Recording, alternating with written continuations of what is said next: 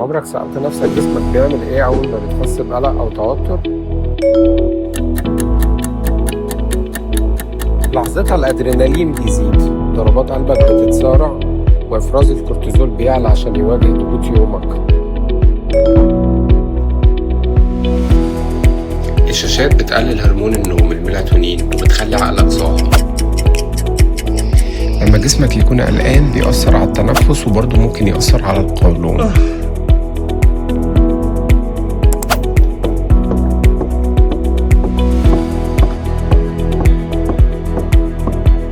المؤثرات دي بتعلي نسبة هرمون الكورتيزول في جسمك، ده بيخلي الجسم مشدود وبيأخر نومك بالليل. عشان تسيطر على القلق اعمل 3 حاجات: نظم ساعات نومك، قلل من استخدام الموبايل، مارس تمرين التنفس يوميا.